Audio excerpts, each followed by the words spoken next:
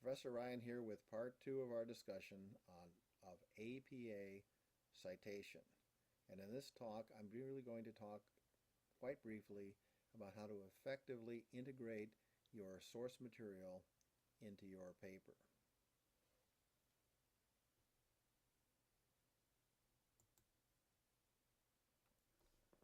Now, the idea of citation, quite simply, as I mentioned in the previous talk, is to help your readers understand where your information came from and to use the credibility of that information to help support the ideas that you want to share.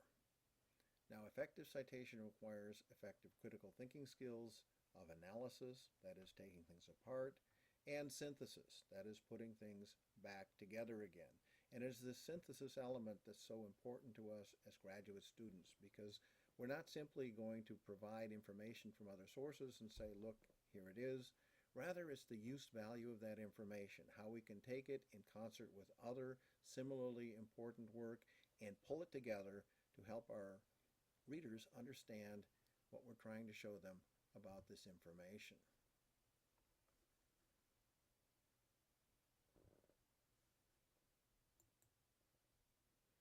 Now, there are three ways in which we cite sources in the APA style. The first is just cite. We provide the parenthetical citation that's supported by the research. We want to put in as many citations as are required to support it. 1, 2, 3, it could be multiple citations within one parenthetical. And we can do this when we primarily want to support the ideas and say, here are some supporting sources that help us understand the information we're discussing here. The question of inclusion of page numbers comes up frequently in APA, and the answer is we don't have to include page numbers unless we're providing a direct quotation, but in some cases this would be helpful to our readers, so it becomes a judgment call. The second way in which we think about citation is when we mention the author in the text. You'll see here I've mentioned as Ryan 2008 demonstrates. Here the author is mentioned. We put the citation, the year in parentheses, and then we move forward. This calls attention to the fact that I'm developing my discussion about the Ryan text. And notice I've used what I call a signal word or phrase. In this case, demonstrates. And there's a handout for you on the website called Signal Phrases, and I would like you to look at that, and this helps you as a writer to see some of the options you have. Over and over again in some of my texts, including graduate student papers, I see the author said this or the author said that.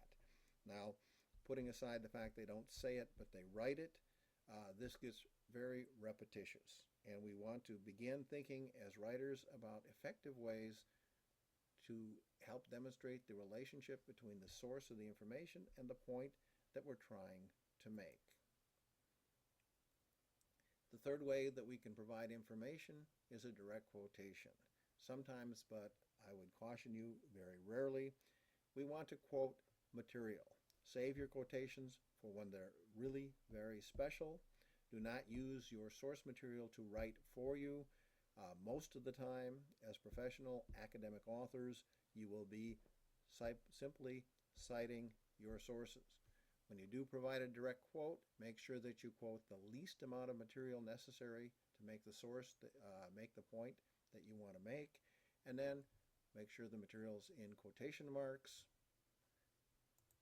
and that's properly cited in APA style. Now, there are two ways to cite direct quotations. The first, focus on the author. It says, as Ryan so aptly put it, quote, close quote, and then notice in the parenthetical I have the year, comma, page number. That's one way. A second way, when we're focused on the idea, I might say we're reminded that, quote, you must be your own best editor. Notice it's the same quotation, and in this case I've included the author's name in the parenthetical, the year, and the page number. And there's a little note here about omitting the P on the reference page for page, but we do include that in the parenthetical reference. And you can see here too a couple of signal phrases, so aptly put it, and we are reminded. As authors, We need to be really sensitive to our word choices, and these are ways we can help signal to our readers what we're trying to get them to see about the information that we are sharing. And here is a slide just showing you a bunch of signal phrases, and you'll see a whole bunch more on the signal phrases handout. Jones explains, Jones highlights, Jones insists, Jones suggests, Jones compares. And so this allows us to have much more control about what we're actually trying to get the readers to understand about the information that we are sharing. So I provided some handouts for you on the website. The APA Quick Reference Guide is a very quick guide for setting up your APA reference page. It includes also some information about your in-text citations, the handout signal phrases, which I've just mentioned, and then this rather long booklet called Introduction to the APA 6th Edition, written by Cheryl Prentice from the St. Mary's Writing Center. I would strongly recommend you take a look at this too, particularly if you didn't get a strong grounding in citation and APA style in your undergraduate education.